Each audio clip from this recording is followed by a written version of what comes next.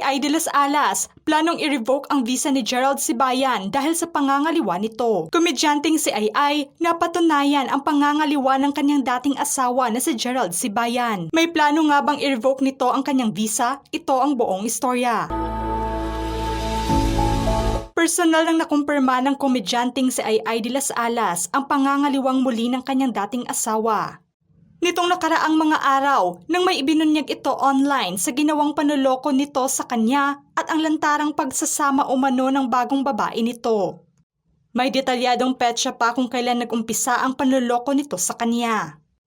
Kaya naman sa post nito nakaraang araw, suportado siya ng kanyang mga followers sa pagbulgar nito sa baho ng kanyang ex-husband. Sa kabila pa man na wala itong pangalang binanggit sa kanyang cryptic post about cheating. Ilan nga sa komento ng mga netizens kaugnay dito ay nararapat lamang daw na kunin ng komedyante ang lahat ng mga naitulong niya rito. Kabilang na ang pag-revoke nito sa hawak na green card ng kanyang ex-husband. Tila maintriga nga ang sagot ng komedyante sa naturang komento ng mga netizens tungkol na sa sigaw nilang sana'y bawiin nito ang citizenship umano ni Sibayan.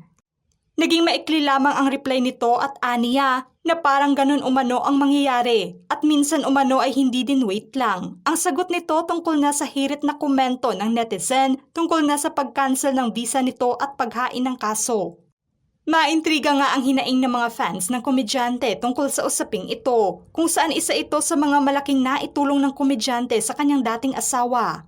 Ang komedyanteng si Ai nga ay isa ng green card holder sa Amerika noong 2015 pa lamang, bago pa man sila ikasal ni Sibayan noong 2017. Kung gayon na asawa na nga niya ito ay isa na ito sa mga napetisyon niya. Ang naturang green card na hawak nga nito ngayon ay siyang permanent resident card ng dokumento nito sa Amerika. Kung saan isa na nga itong permanente na residente ngayon sa Amerika. Dahil sa dokumentong ito ay malaya na rin siyang makakapagtrabaho sa bansa.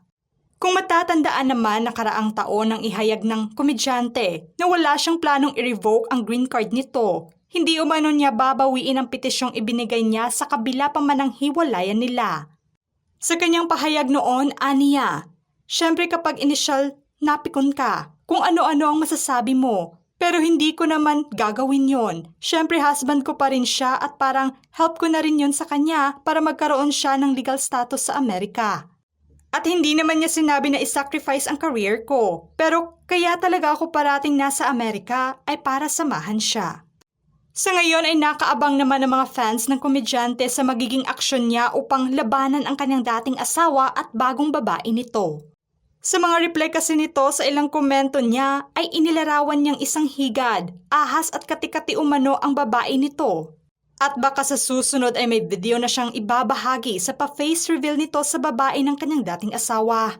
Sa kabila pa man ng hiwalayan nila at mapait na rason ng pang-iiwan ng kanyang dating asawa sa kanya, inamin pa rin itong masakit ng kaunti ang nangyari.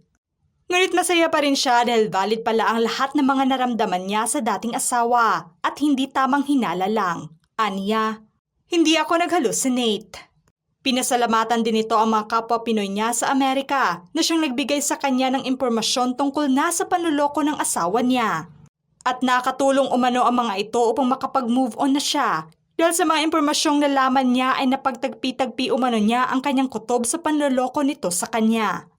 At ang malungkot na karanasan nito ay magsisilbing gabay umano niya upang mas mahalin pa niya ang kanyang sarili. Ano ang masasabi niyo sa posibleng plano ni Ai de las Alas na bawiin nito ang visa o petisyon ni Gerald Sibayan? Just comment below.